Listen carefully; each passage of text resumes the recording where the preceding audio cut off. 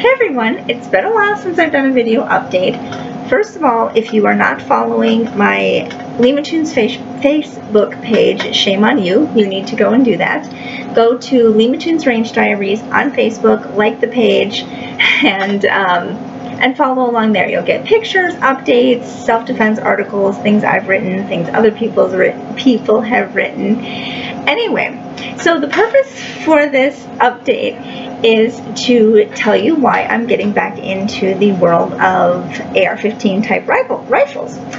It has been 10 wonderful years of wedded bliss. And for our yes, thank you, our 10-year wedding anniversary, my husband had custom spec'd and built an AR-15 rifle just for me.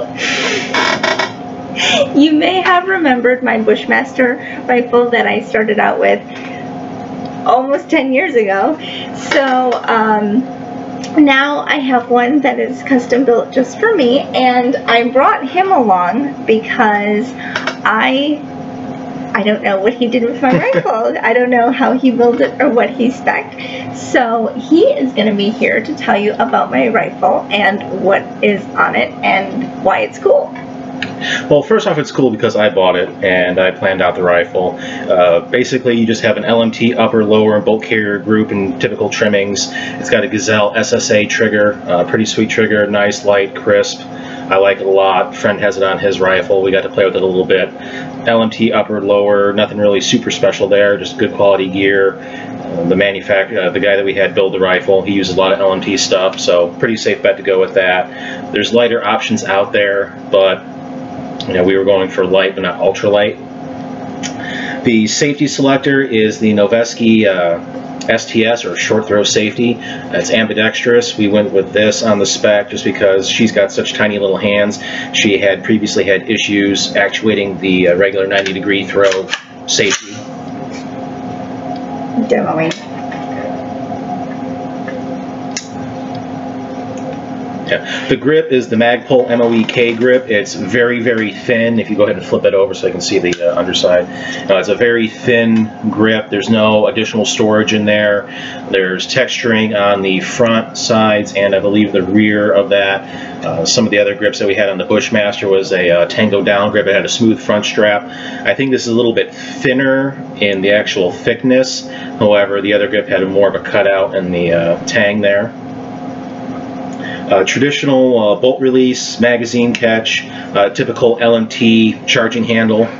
We have the BCM, or Bravo Company Manufacturing KMR 10-inch rail. We went with a 10-inch rail. A lot of people do longer rails for either longer sight radius or get their hands further out there. Going for lighter weight, I went with the 10. And given her stature, we didn't have to go for a longer rail for her to get her hand all the way out to the end of the foreguard. Or the forearm rather.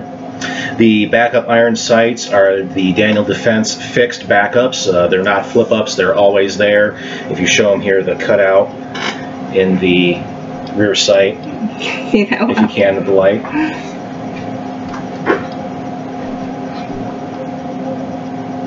Turn it. You can see that's cut out there. They take out a lot of the guts. A lot of people like the LMT fixed backup iron sight. However, we really didn't want, or I didn't really think she needed, all the extra hardware for the windage and elevation adjustments. You know, the quick turn knobs. Not a lot of people are actually, doing their dope changes on their iron sights these days if you're running an aim point or other optic. Daniel Defense lightweight backup iron front. The optic is an Aimpoint H1 2 MOA dot, red dot sight, very lightweight. It's on the Daniel Defense lightweight mount with a lower 1/3 co-witness. For those that don't know what the co-witness is, that's so you can actually see the backup iron sights through the red dot without having to take anything off. Oh, and by the way, these are caps. They come off. Yeah, those are caps. They come off to get to the actual adjustments for windage and elevation.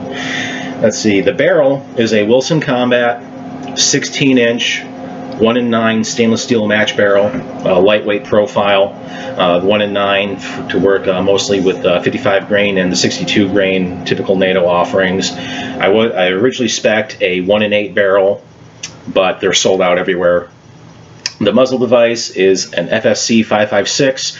A while back, The Truth About Guns and the Verapin blog did a couple of studies on a whole bunch of different flash hiders and compensators and other muzzle devices.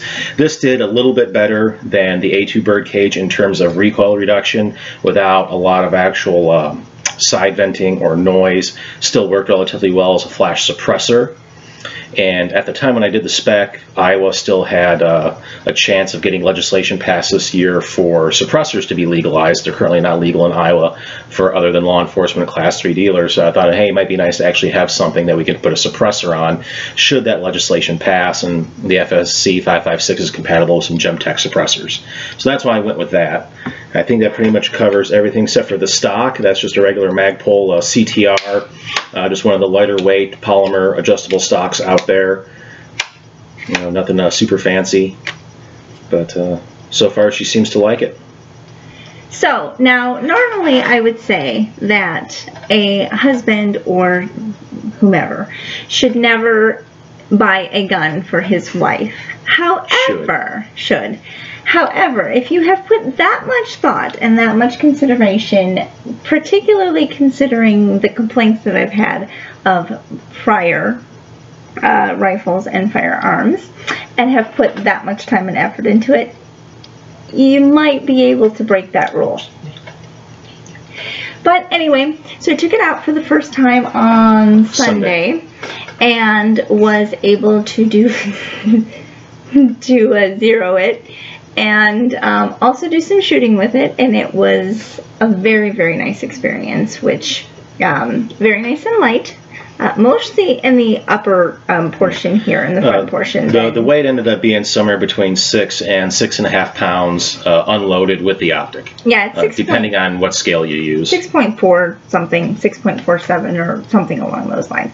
Anyways, very nice rifle. You're going to see this probably featured a little bit more in the future, as I am taking a Pat Rogers class coming up in September, and going to be diving in a little bit more, learning about all the features of the rifle and how things are going to go, and if need be, making some adjustments. I should have a Blue Force gear sling coming tomorrow, and some other stuff. So we'll see what happens in the future. Well, one other thing, the guy that did the rifle for me is Mike Ware out of Controlled Chaos Arms out of Baxter, Iowa, and you can go and see them at gocca.us. See you later.